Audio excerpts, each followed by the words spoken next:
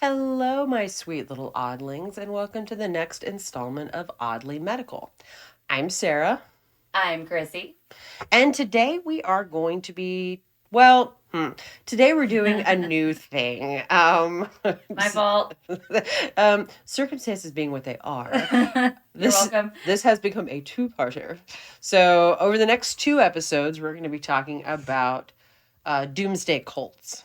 And actually, it's going to be Chrissy doing most of the talking. Which is why we had to change it up because I'm new. Yeah, bitch know how to edit. But so Chrissy's gonna talk, I'm gonna talk, Chris is gonna talk, and then I'm gonna talk. And it's gonna be a good time. We're all going to talk. But this time I'm the one that actually gets to bring in some knowledge. And I had to do research. And Sarah's going to kill me because I was working on this up until literally about 5 minutes ago. With the most 90s sounding keyboard, like literally all I of it. love my keyboard. Girl, it makes me very happy. The only thing we were missing was a dot matrix printer behind it. I haven't hooked it up yet. It's a new office. I was triggered. I was like, oh, line 30, line 40, line 4,676. Firework. I passed. Yay. Although I guess we'll find out next week if I finish passing, because I was supposed to have both the colts that... Actually, it was 3 colts up until about 24 hours ago when I called Sarah from the water park I was at to let her know I was dropping said 3rd colt, only doing 2 colts, to an hour ago when I informed her I was only doing 1 today. I just want to point out that I feel like I'm growing. I feel like my temper is under remarkable control. You're pretty. Mm-hmm. I love you. Mm-hmm. I suck. Mm-hmm. All right, so let's get this thing started. A doomsday cult is a religious cult whose members believe the world is about to end. Dun, dun. Typically based around predictions of the apocalypse. The most common factor of these cults is a leader who possesses the charm and allure to captivate an audience and convince followers to carry out actions. Usually suggest their own messianic destiny. So again, Yep. you got the Christ-like figures. That's how they identify. So once they have gained the trust of their followers, the followers become deeply entrenched in the message of their organization past the point of reason. Recruiting is done through propaganda, which aims at alienated and or vulnerable individuals who may be highly susceptible to outside messages. Members will withdraw from the larger society and act on their belief system in a quite literal and sometimes catastrophic fashion. They are part of a much larger thought process when it comes to separation. If you look at pretty much any ancient religion, Christianity, Buddhism, whatever, the holiest of holy people are your monks, your nuns, your all of that. So there's a long tradition of separating yourself. Cutting yourself off from the outside world. Correct. Which is actually a huge part of what today's cult that we're going to talk about that they did as well. Actually, they pretty much all do it, but this one specifically referenced themselves to being monks. Well, and because they also had celibacy in your cult. Yes. Because their leader was a closet homosexual. Yeah, he couldn't deal with his own, so he cut everybody off. Yep. Ain't nobody getting anything. So, one of the foremost researchers on cults is a psychologist named Leon Festinger. So he lived from 1919 to 1987. No, sorry, 89. My bad. His works spanned from the mid-late 50s on through the 80s. So he made a lifelong study of cults and their mentality/motives. He came up with the concept of cognitive dissonance. So cognitive dissonance, he noted the unpleasant state of tension when actions, thoughts, and beliefs are inconsistent. So in a normally functioning human, this discomfort then motivates an individual to either change their behavior or beliefs to return to a harmonious state. Again, something's wrong. All the notes clash in my head in order to get back to an equilibrium. Okay, I need to, fix this. For today's cult, that happened to them because something that happened completely derailed their theology. And so they had to rethink it. But hold on. Cult members, however, are not just interpreting evidence, but changing the way they process information to configure their beliefs. Yep. He identified certain conditions under which followers will not only maintain but strengthen their beliefs after they are disproven. Yes. He noted that the same recruiting techniques that are used for recruiting for cults, especially doomsday cults, are actually used in modern day terrorist organizations, for instance, ISIS. Oh. So they target kind of a cult. Kind of. Yeah. So they target those that feel isolated from the community and long for something to believe in. So they're more easily persuaded to join groups, which instill a sense of belonging and newfound purpose in life. Doomsday cults are considered by some to be telling of the contemporary culture's climate of anxiety, apprehension, and uneasiness about trends in the contemporary world. So if you look at a lot, obviously there's been cults forever. I mean, quite frankly, Christianity started as a cult. There were tons of cults. Yeah, most religions start as cults and then catch on. But if you think about a lot of these cults that started, say, in the 60s and 70s, if you think in America, or I guess all over the world, but specifically in America, that's what I can talk to because what I know about. Yeah. Think of all the civil unrest, the nuclear unrest. There was a lot happening, and a lot of people were uneasy at the time or becoming hippies, looking for free love, free speech, free will, free this, free that, free everything. It was a drastic change from what America had been. So you saw the rise of not just doomsday cults, but like the Mansons and all that. Yeah, absolutely. So that is my introduction to doomsday cults. I'm not going to repeat that next week. Just have that in the back of your mind. Sorry. This was meant to be 2. Yeah, it was always supposed to be 1, not 2. All right, take it away. All right, so here we go. All right, so today we're going to talk about one of the 2 cults, because next week will be the other cult, that have an unfortunate amount of things in common, but also some stark differences that we will compare at the end at next week's episode drop. First up, we have Heaven's Gate, founded in 1974 by Marshall Applewhite and Bonnie Lou Nettles after a chance meeting in a Houston hospital. Marshall Herb Applewhite Jr. was born in Spur, Texas on May 17th, 1931. Listen, I know that makes him a tourist. We don't claim him. And became very well known for his knack at public speaking and singing. He was actually a fantastic opera singer due to his strong baritone voice. See, you learned something. I did learn something. I purposely did not look into these cults more than just cursory for the medical stuff. That's it. Yeah. He was, while he did fail to become an actor in New York City, he did become the choir master for several groups while being an assistant professor at the University of Alabama. He then came back to Texas, where he was the head of the music department at the University of Houston. Go Cougs. However, in about 1968, Applewhite's life started to take a drastic downward turn. There is reports that he was struggling with his sexuality, and in the midst of this, he lost his wife, children, and eventually his job. In March 1972, while in a Houston hospital, Applewhite was first introduced to Bonnie Lou Nettles. I do find it interesting that there are actually 3 different reports of why he was in the hospital when he met Bonnie. Some say that he was there visiting a friend. Some say that a student at the university had fallen and broke their arm, and so he took them to the hospital to get it fixed. Okay. But there's also reports that he was there because he had a severe psychosis nervous breakdown, and he himself was a patient there. I'm going to go with door number 3. That's the door I'm going with. Was she thrown off too? Did they meet? Was it love in the psychiatric ward? Basically, it was, I don't know if it was love at first sight that they identified it as, but it was very much... codependence at first sight. Absolutely. So Bonnie Nettles was born in Houston, Texas on August 29th, 1927, and became a registered nurse. Looking at you, Sarah. Nurses be crazy. If you've ever been out drinking with us, you know.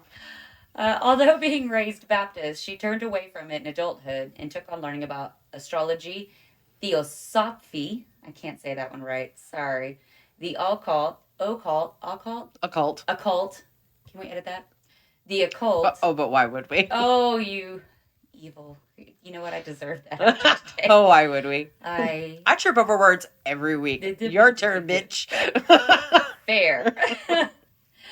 And even visited multiple fortune tellers that told her one day she would meet a man that perfectly described Applewhite. Just in case y'all don't know what Applewhite looked like, he was a very pale, frail man who had this almost like bowl cut of all white hair. It was a bowl cut. He looks exactly what you would think of like a Saturday Night Live parody. Yes. Like a church choir director would look. The cardigan, the haircut, the everything. He fit that to a T. Yeah. 100%. The first time I saw a picture of him, I was like, that tracks. That tracks. So their connection was instant, spiritual, and intense, to say the least. However, this was a completely platonic relationship. There was no freakiness going on at all with these two. Because he was gay. That's fair. Mm-hmm.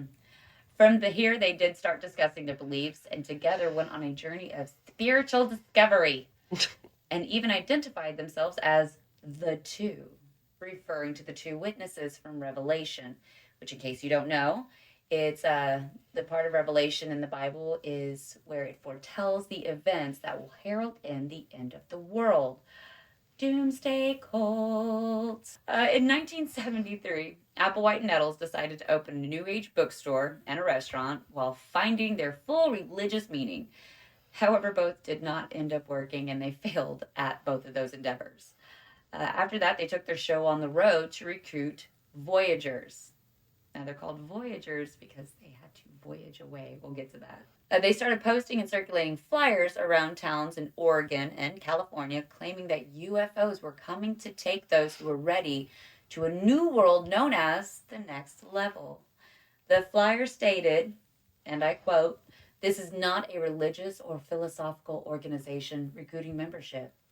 Another part of the flyer said, and I quote, "If you have ever entertained the idea that there might be real physical level in space beyond the Earth confines, you will want to attend these meetings." At these meetings, the two, which was one of their many nicknames, would come in and they would actually just sit for a little while and they would just kind of watch everybody. Yeah, that's what sociopaths do. Yeah, just watch. There was actually some of the people that were in the audience that would notice this aura around them. They would feel euphoric from when they would actually start to speak. They would then tell everyone how they had come from the future and that they were there to teach those who were willing to learn how to become a member of the next level. According to Doe, another nickname, which was Applewhite, who did the majority of the speaking, because like we said earlier, he was really good at public speaking. The charismatic part. The charismatic, which is such an across the board for most cult leaders. Absolutely. Everybody. He was so charismatic. Mm-hmm. He did the majority of the speaking, and when a human had overcome all of their human activities, a chemical change would take place, and you would go through a metamorphosis just exactly as a caterpillar does when he quits being a caterpillar. And he goes off into a chrysalis, and he becomes a butterfly. So to them, your body would chemically transform into a perfected space alien. They actually had pictures all around. They had their own pictures, their own artwork of what they would look like when they metamorphosized into their alien. Did they but did they have like the interim stages like this is you as a larva? So I think that their human body, this is their larva. Well, they're supposed to cocoon up. I don't know. That's a pupa. That's a pupa. Pupa. So as you can tell, theirs was more of an intergalactic approach to what Christians would call the rapture. Space butterflies. Yes. So to T and Doe, now T is Bonnie Lou Nettles, Doe is Marshall Applewhite. I feel like we should warm up singing every time I read T and Doe. I was like, she's gonna do it. She's gonna do it. She's gonna do it. She's gonna do it. Voice is too broken, but their nickname T and Doe did come from The Sound of Music. I know it did. I was like, do it. I can't.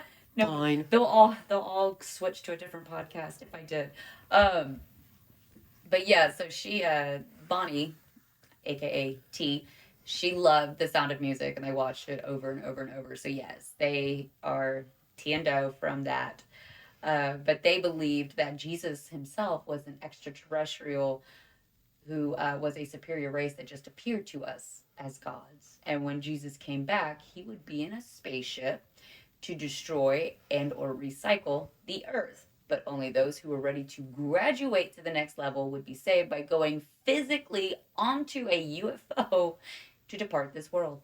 I mean, okay, fair, but But the Bible does leave a lot of wiggle room in this. they said that the clouds that Jesus ascended on was actually a UFO. That's what T and Do would say. And at the rapture, you are raised up, not just soul, but body, and ascend into heaven. So you can't give them too much shit. That's fair. No, they did try to. I mean, they took a couple years to work this out, so I'd hope they have something. But I'm just saying, like, and he's talking to a man in the clouds. Like, if you read the Bible, Yeah. So while we It think this is funny, if you can read the Bible a certain way and it makes sense. Yeah. Just saying.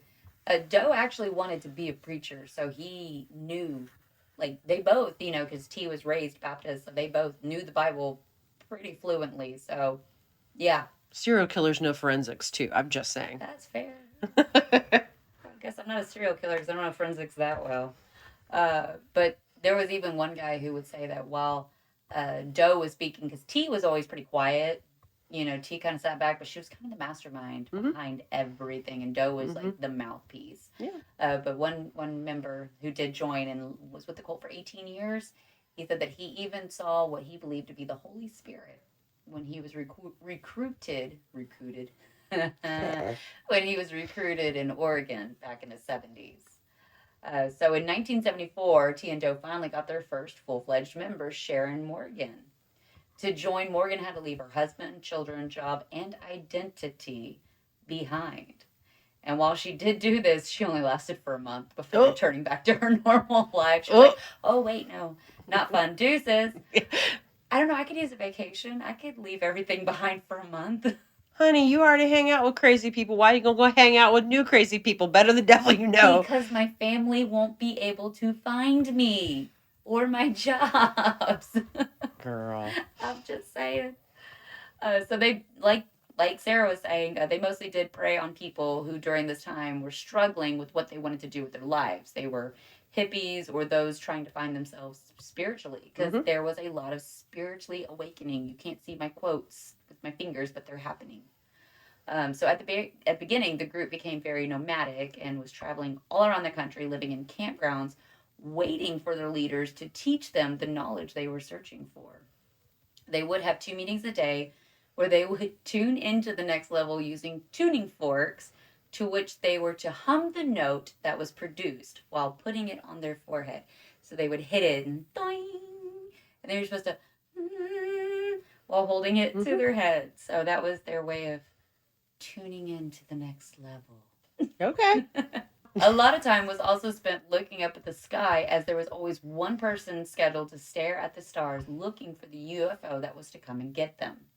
One interesting part about this cult that does set them apart from most cults is that the members were able to leave at any time. There were even 2 undercover reporters who went and lived with them for about 3 months towards the end of 1975, who did report to see no brainwashing, no coercing, and that everything was just about free choice. And it's interesting because the only backlash, should you choose to leave, was that you would be left behind when the UFO came during the rapture. But if you think about it, that's pretty much every religion. I feel like they were guilting him into it, like, fine, you can leave. I mean, you're going to miss the rapture, you but... don't miss the cool UFO. All right, sure, go ahead. So it's just like Christianity. If you leave the church, you're going to burn in hell. It's your choice. Just saying. But, I mean, there were some cults where they're like, you live here, you die here. No choice. We'll get to that next week. Yes, we will. So at one point in the late 70s, the class to which they called themselves had about 200 members and decided the harvest was closed. T stood up and said, done. And because the media, they had claimed, had done a metaphoric martyrdom and resurrection, and that was their form to convince their members that they were still on track, that they had. Yep, that's how she described it. What? That make no sense. I am with you on that. What? Yes. So once those reporters had come through and done the reports, right, the media started attacking them. Oh, okay. Yeah. Yeah. The I was like, started coming in. So basically, it was their like metaphorical like crucifixion. To them, that's how they went ahead and took it out. Oh, but people aren't going to leave if they're persecuted. That's a whole like next level thing. We're going to the next level. That's where we're headed. It's the only place we're understood. So at that point, they actually took their current students, told them they had made the first cut. Congratulations. And they were to retreat to their classrooms in hiding. They actually were driven underground. At this point, they began their very intense training. Tiendo would record their teachings and even made a book which included their behavioral guidelines with 17 specific steps. It was basically a list of items to make sure you were not an individual, but followed very closely to what they wanted you to be, even setting up a buddy system, a check system, to call you out if you strayed in any way. Didn't they like take away their names and things like that? We'll get to that. Oh, sorry. No, you're good. It also included major offenses, including no sexual thoughts of any kind. At this point, they did lose about 50% of their members. Well, no shit. We had some douche chunking going on. But it is interesting that this cult does go that direction, because pretty much every other cult with a messianic figure... It's a sex cult. Well, there is a large sexual component to it. Yes. So I find that super interesting about this cult. Yeah, that's why I really like this one, because it does have a lot of similarities, yet some stark differences. Yeah. So I always found that super cool. Because usually the main dude is just basically sexually abusing sleeping with everybody. Yep, sexually abusing everybody. And he could have slept with men and women and fulfilled that part of him. But if he's going on the quote unquote Christian like teachings. Well, so did everybody else or not everybody, but a lot of other cults, they did. Yeah, but in Leviticus you can actually have more. So you are allowed as many wives as you can financially support, which it says so in the Bible. So, just saying. Wow, them people up in Utah, they're really screwing that one up.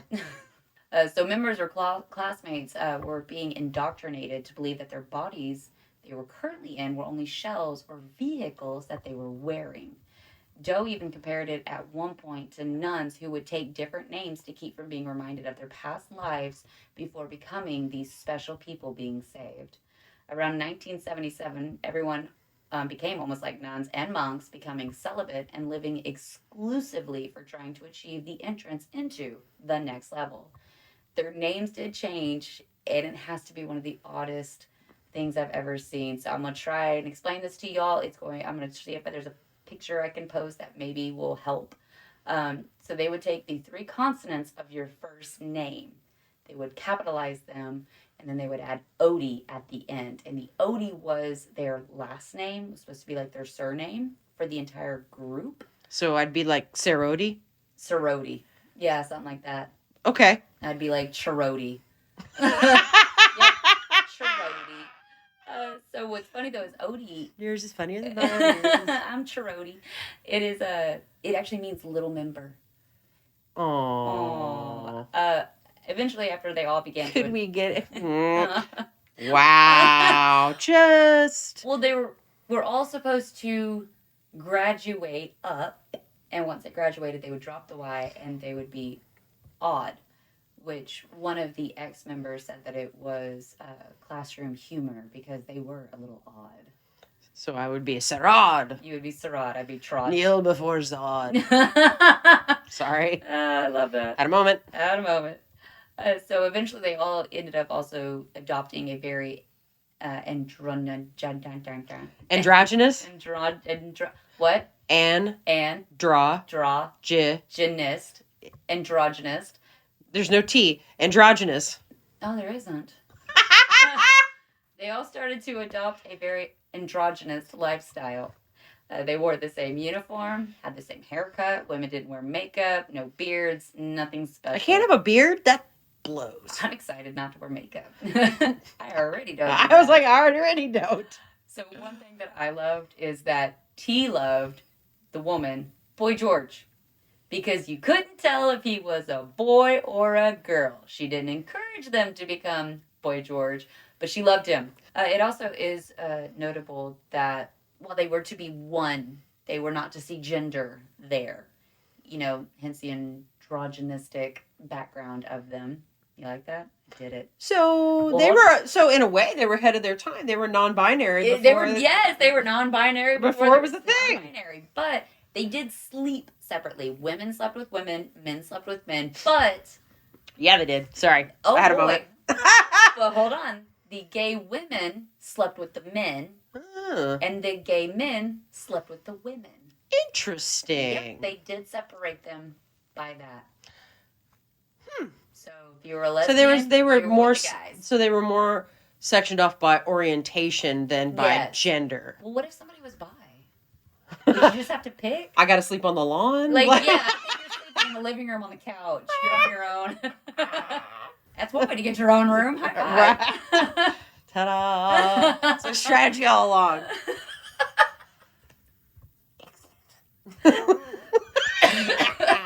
Oh my gosh. Okay.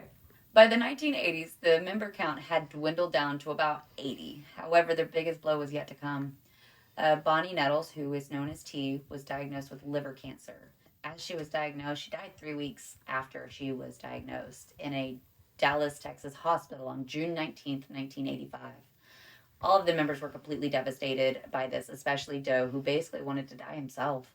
At this point, he started reading and studying a book called book by the Hemlock Society, which was an American right to die and assisted suicide advocacy organization that existed from 1980 to 2003. Their motto was good life, good death. So obviously this book has been pulled. It was pulled, I believe, in 2003. They tried to do an offshoot of it. That was also pulled. They said, no. Well, you know my views on that. I am absolutely in favor of choosing the way that you die. Isn't there a place in Switzerland that does it? There's a couple places in Europe where it's deregulated. I'm all about it. If you're gonna do it gently. Safe, painless. Again, we have oddly enough, the humanity to euthanize our pets when we know that they are beyond help, they're in pain, whatnot. So this book, as you can imagine, is where he got the idea of how this story will end. So just hold on to that thought of this book, because if you don't know the story, good job holding. Thanks. If you don't know the story of Heaven's Gate, listen. Damn. So after T's death, Doe did allow his members, though, to travel home in October to visit their families. And in my own opinion, I think that it was for him to have time to grieve because he really took it hard. But he also did question whether or not he wanted to continue without her, because they really did start this together. And she was the driving force behind it. He was mostly a mouthpiece. Did he perhaps send them home to say goodbye to their families at all? I don't know. It didn't say that. Or maybe... Well, because he just lost essentially his family. Maybe he wanted them to reconnect or have that kind of closeness with their family. Because everybody did come back, so interesting. Yeah, there was one member who joined with his girlfriend in the 70s, and mind you, this is 85. He hadn't touched her in 10 years, but they were at the airport together, and he couldn't help himself. He just reached over and hugged her. Aww. And that was the first time he touched her, and he just wanted to look at her and say, let's run away right now. Let's just be together. Aww. Wait, they couldn't even hug? I guess not. That's not healthy for humans. No, it really isn't. That there are studies. That's not healthy for humans. Well, I saw some of their home videos, and they act like a big old family, and they would hug each other. Okay. But I think maybe because they came in as boyfriend and girlfriend. Maybe not. However, Doe also had to quickly change his teachings, as her death was completely against everything that they had learned for their theology about being transformed into this alien creature. So, like Sarah had explained before, this is where those fancy words come in, and this is what they had to hurry up and do. Well, this is the cognitive dissonance part. There it is, cognitive dissonance. Yes, the cognitive thing. I touched the butt. So, big butt. He began to explain that T had shedded her skin like a snake early because it was his time to take over the responsibility of the classroom, and that her next level of consciousness burnt up her human body slash vessel and called it a test. A test to her or a test to the followers? A test to the class. Okay, so now she becomes a martyr. Oh, yeah. Okay, gotcha. Oh, yeah. They were also known as the older members, like, because you gotta have the seniority. Right. She then became Doe's older member because she already ascended. Got it. She was there getting it ready for them, fluffing pillows and whatnot. The away team, it's fine. Yeah. Love those. I want one. And at this point is when they start learning that they must leave their bodies behind, as T has done, to actually gain their entrance to the UFO that will take them to their version of heaven. Fast forwarding to 1996. Wait, I have a question. Oh, yes. Before you fast forward to 1996. So, if their body's gone, is the alien race like putting out a big spirit net and like scooping? No, I'm not being a dick. Like scooping them up into the spaceship like a big casting net in plankton? Like I don't. Maybe. What are we putting in the ship, please? Like how how I envision it, that your spirit, your soul rises from your body and goes up. I guess theirs had to rise up at a right time to like whoop, right into the UFO as it was passing. Like, line it up and just hope that you don't hit any turbulence or wind or anything on the way. Yeah. Like, yeah. Better hope it's on a windy day. There you go. Wow. Okay, sorry. So trajectories were made. I don't know. There's math, apparently. Apparently. Sorry, go ahead. They were incredibly smart. Some of them were actually incredibly intelligent. So at no point have I ever said that people in a cult are stupid. Oh, no. Absolutely not. They're gullible, but not stupid. Yep, gullible. Impressionable, but not stupid. They came from all walks of earth, literally. So, fast forwarding to 1996, after having settled in San Diego, they built a website, becoming the first ever cult to use the World Wide Web to recruit members and share all of their thoughts, which is the first time that they were also referred to as Heaven's Gate. Yeah. So it's been 20 years that they were not Heaven's Gate. This is the first time. They were just the classroom. Okay. Interesting enough, this website is actually still up and functioning to this day. Interesting. Yes. And do people still mind it? Do people still like update it and stuff? Oh, yeah. Interesting. It's still a thing. And it still looks like the 90s version of it. Nice.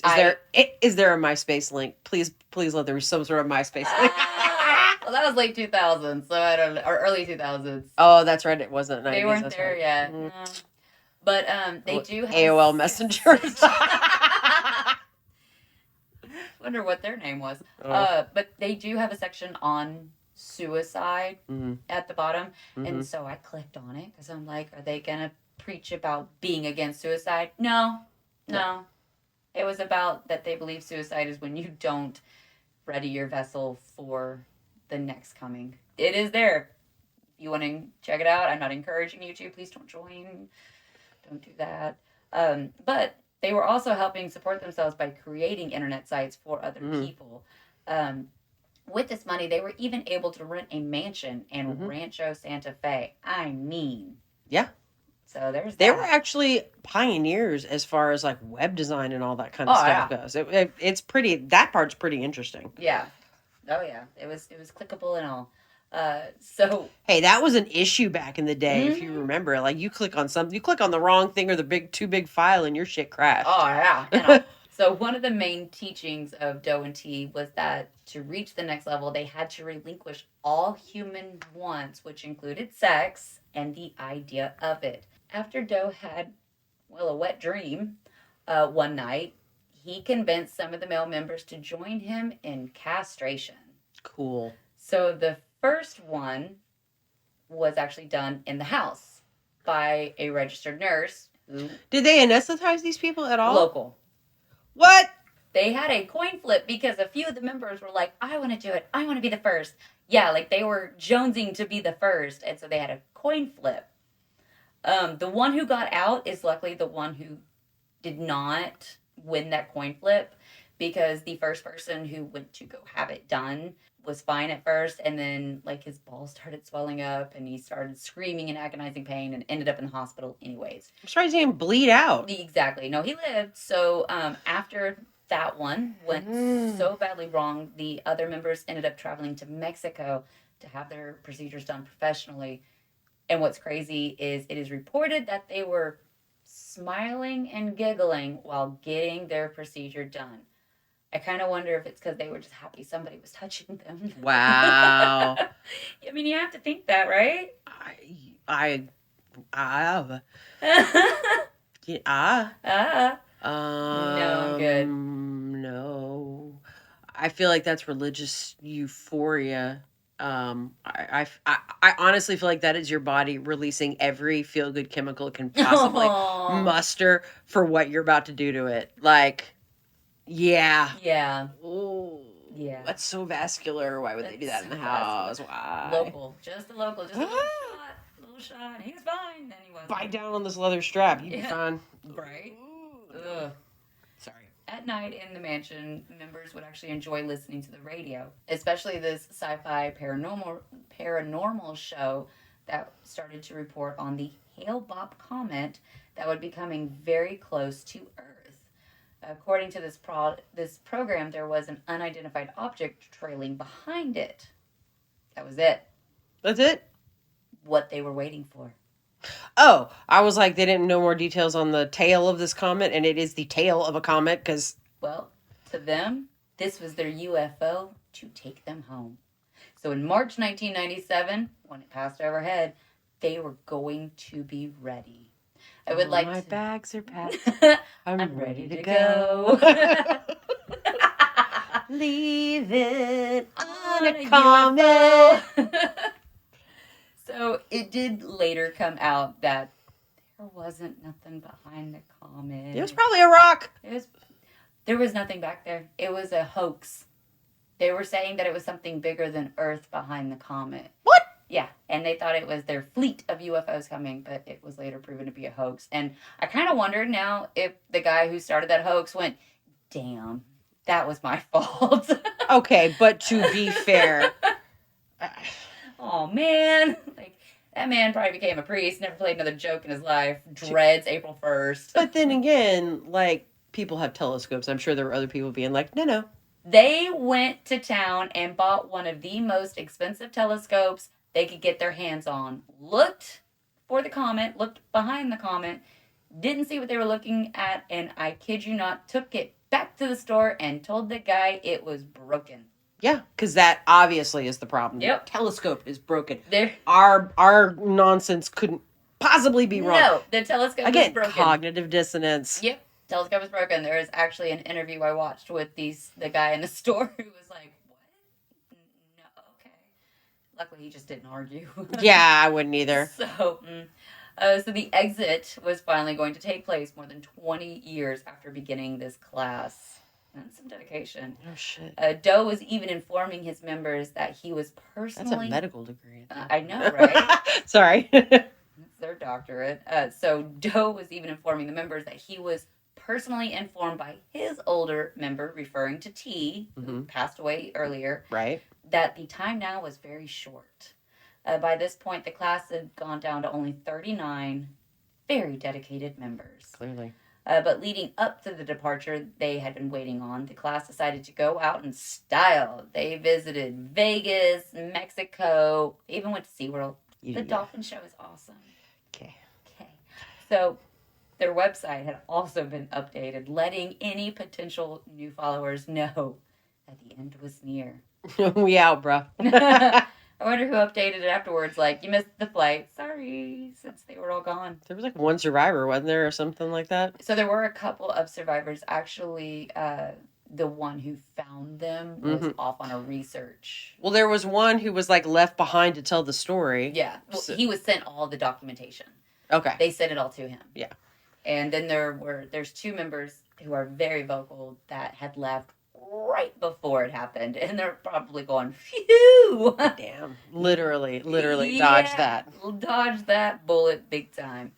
So on March 20th of 1997, each member, including Joe, created an exit video, including interviews of their time being in the class, along with an explanation of why they knew this was completely real to them.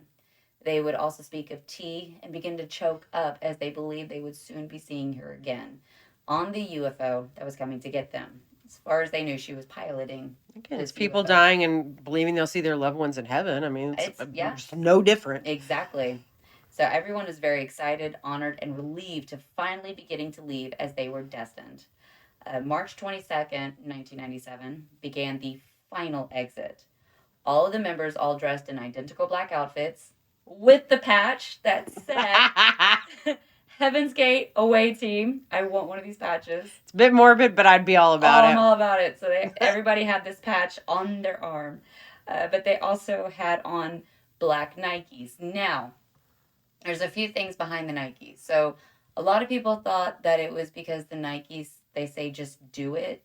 Mm-hmm. And so they were just do it, is what people were trying to say was the Nikes. Okay. It's actually because they were the cheapest ones they could find. Okay. It had Awesome. nothing to do with slogans. Awesome. Also, interesting enough, those Nikes have been discontinued. They stopped making them. I thought it would be because it kind of looks like a comet tail. Now that's a good one. I like that. The little Yeah. the swoosh. The swoosh. The swoosh. The swoosh. Yep. So all the members in their matching clothes and their Nikes, they drank a mixture of vodka and phenobarbital. Barbital. That one.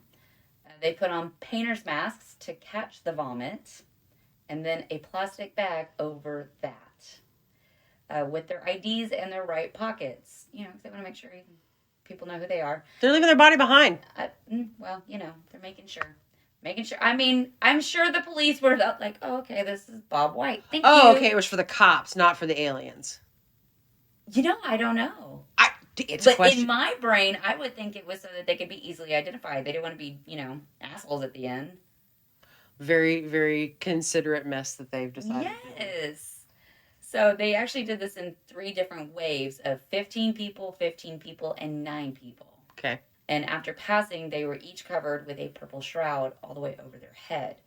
The only one who was not covered was the nurse, who was a member, as she was the last to pass. So she made sure that everybody else died before she drank her vodka and phenobarbital. Yes. So what does phenobarbital do to you? Okay, so phenobarbital is a barbiturate. We typically use this in medicine to treat seizures, other things too, but mostly it's an anti-epileptic. So with kids, you usually have like 3 steps when you're treating epilepsy. Usually you start with, well, if they're actively having a seizure, that's a benzodiazepine. That's like Ativan, that kind of thing. Mm-hmm. And then, but when you're trying to like get seizures under control, okay. So it's your 3rd line of defense. And honestly, you better be intubated. You better intubate that person before you give them phenobarbital. Are they gonna vomit? No, but they're going to drop their blood pressure. Oh. They're going to drop their respirations. They're going to drop their heart rate. It slows everything down. So it slows your brain's activity. Well, okay, so if you're having a seizure... Well, I'm wondering how he got this. Well, so it's given in small doses for things like insomnia or for, funny enough, benzodiazepine or alcohol withdrawal. It's also given for anxiety in tiny doses. In tiny doses, okay? When we're giving it to kids, it's because they're in status epilepticus, i.e. they're having seizures that will not stop. Yeah. So we'll try Keppra, and then we'll try phosphatonin, and then phenobarbital is kind of our last thing. But because it is a very powerful central nervous system depressant, okay, and that's what you're going for with seizures, because their brain, the electrical activity in your brain is going shit. You're having an electrical storm in your brain. Aye. So what this does is it slows that on down. But in order to slow down all of that electricity in your brain, it slows everything down. So your blood pressure goes way down. Your respirations, your heart rate, everything goes way down. And most people, if you're giving it in that high of a dose, are going to need to be on life support. So the overdose symptoms of phenobarbital include uncontrolled eye movements. This is actually technically called nystagmus.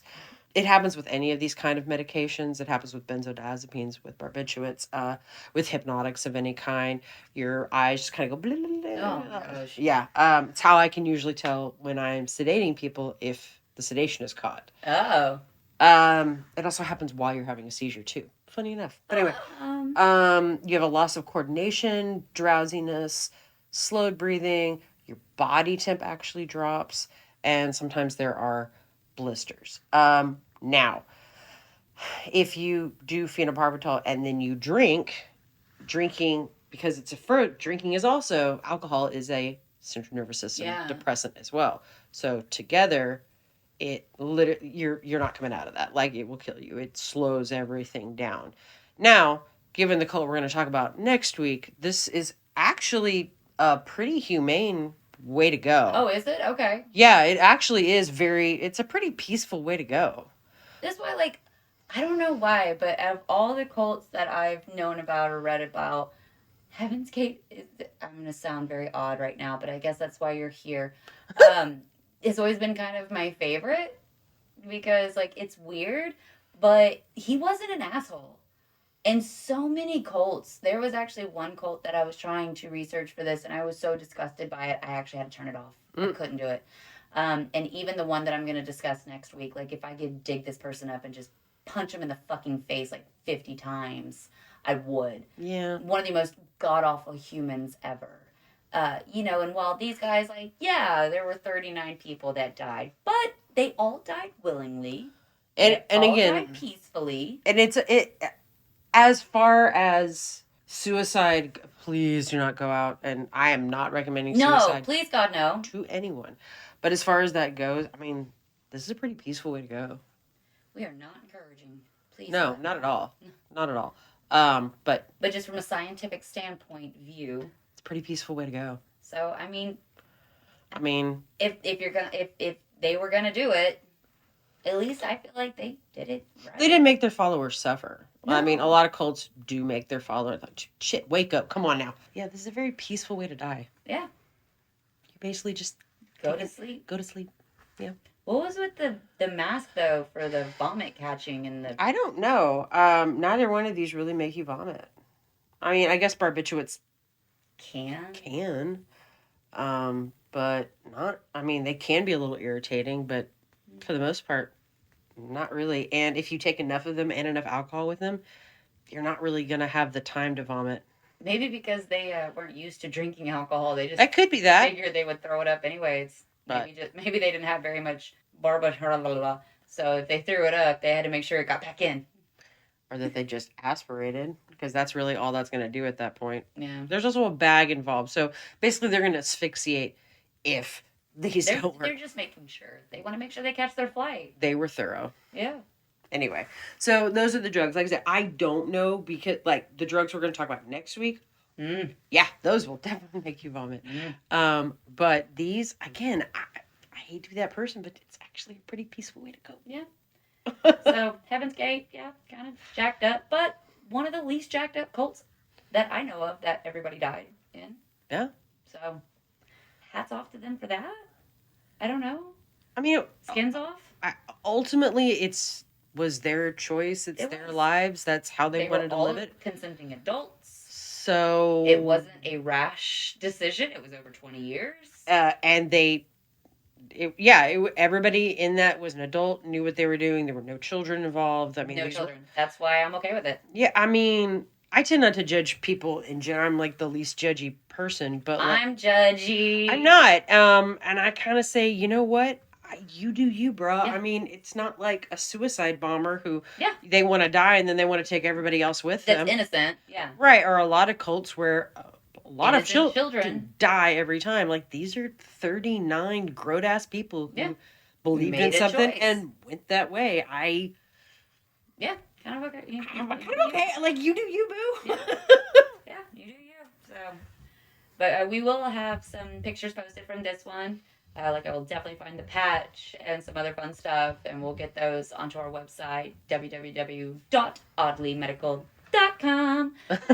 Also, I have made my foyer into YouTube, so you will have like the 10 or 12 pictures that we usually do on the website, but this episode will be on YouTube with many more pictures that kind of that go coincide along, with that it. coincide with it. I don't want to be taped, no thank you please, and I don't want to my ugly ass to break the internet, but Oh, good grief. but the YouTube videos will feature pictures continuously that go along with what we're talking about after. I'm so excited that we're on YouTube now. Good job. We have 3 subscribers as of. Yay, I'm one of them. Oh, there's that. Sorry, I didn't mean to burst your bubble. It's really exciting. Subscribe to our YouTube. It's great. Have you even seen it yet? No, I haven't even seen it yet. So I'm not gonna lie, the first episode's a little rough. It was a learning curve. This one will be much more put together. But yeah, if you're a visual person, you like to look at pictures And and that's stuff. me. I'm a visual person. So, is there a certain day you're going to drop those on? I'm gonna try to drop them on Wednesdays, the same day that Okay. we drop the episodes. That's fantastic. That's my goal. I know. We're all about goals. My goal today was to have 2 Colts. You got 1. Nailed it. And a cliffhanger. Yes, see? You got to come back next week. Okay. And if you are one of the humans that does listen to all the podcasts, go back and tell your friends to keep listening to 2, 3, 4, 5, 6, and 7 as well, too, please.